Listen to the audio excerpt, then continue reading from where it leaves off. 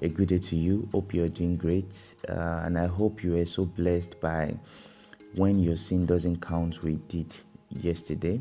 And if you haven't, I will encourage you to go back and watch it.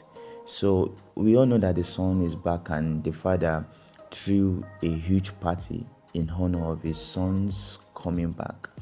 So then we know that the sin or what the younger son did has been forgiven, has been forgotten. But there's still one picture we need to see there, and it is that of the older son. Luke 15 verse 26 tells us that meanwhile the older son was in the fields working, and when he returned home he heard music and dancing in the house, and he asked one of the servants what was going on. Then the servant said, "Your brother is back." The servant told him, "Your father has killed the fattened calf, and we are celebrating because of his safe return." The older son, who has been faithful and loyal to the father, can be seen as also being obedient, diligent, and hardworking. He is at the field working, tending the family business, and all seems going on well with him. He is not rebellious like the younger brother, but on hearing about the father killing a fattened calf for his younger brother who left and came back, verse 28 tells us of his reaction. He says he was very angry and would not go in to join the celebration of his returned brother. This sounds like a competition, and we can see an aroma of jealousy and hatred can be perceived. After all, the person that came back was his blood brother. It's not as if he was even adopted. They are same father and probably same mother. But he was so angry that he refused to enter the house, though the father came out to even beg him to come in and join them. The other sons complain, as we will see in verse 29, is that all these years I have served you and I have never disobeyed your command. Yet you never gave me a young goat that I might celebrate with my friends. Yet this son of yours comes back after wasting all the money you have given him on prostitutes. Yet you still ordered the best calf to be killed in his return. If we analyze this complaint of the younger brother, yes, truly he served diligently and he has served for so long, and the younger brother has taken all his own share. He has squandered it on prostitutes. Yes, all these things might have been truth, but he has always been around and never celebrated. And also, looking at his mode of speech, he elevated himself as the good child and talked about the things he deserved in verse 30. It is also clearly seen that he doesn't even acknowledge nor accept the returned brother as his brother anymore. He said, "This son of yours." This action tells exactly about most of us as Christians. We feel serving God must bring us benefit, that we deserve every good thing that should come to our way because we go to church, because we give to the needy, because we serve in various capacities in churches.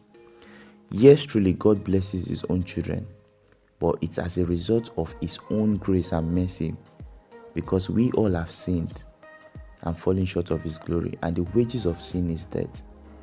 So all we deserve is eternity in hell, but God in his infinite mercy accepts us again as his child. So we should be grateful to him. We shouldn't see it as a competition. He gave us life and gave us every ability we have. So everything we have is from him. So this son complained as if the property he will inherit from his father was his hard work. This really is not the issue, but the main problem is even with the elder brother. The problem is not with the younger brother. He complained, and the issue is that he hasn't been perfected in love. He still has jealousy in him, and even unforgiveness. 1 Corinthians 13:4 says, love is not jealous or boastful or proud or rude. It does not demand its own way. It is not irritable and keeps no record of being wronged. 1 Peter 4:8 says, love covers a multitude of sin. Philippians 2:3, in humility value others above yourself, but the older son has no sign of any of these verses in him. He doesn't love, he is not humble, he is arrogant and unforgiving, and even stubborn for not entering as the father has begged him to enter. He refused and insisted on his own right. Yes, he might have been right in his own claims, but it shouldn't generate hatred against his brother or unforgiveness and pride.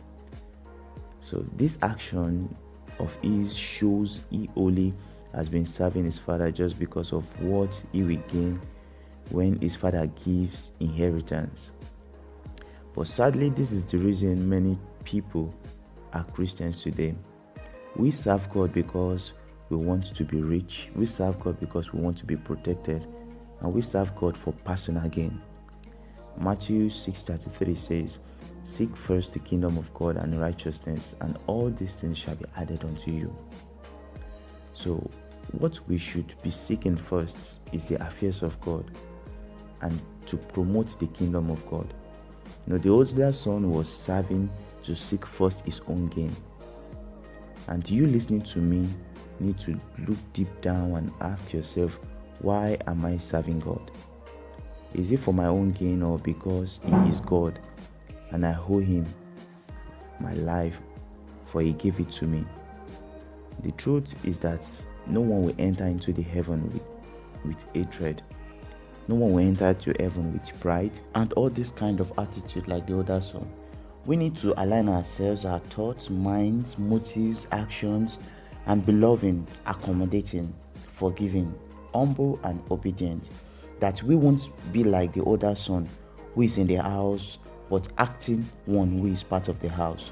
Meaning we need to be truly saved and not just merely act as Christians. There is time to make amendments now. God bless you.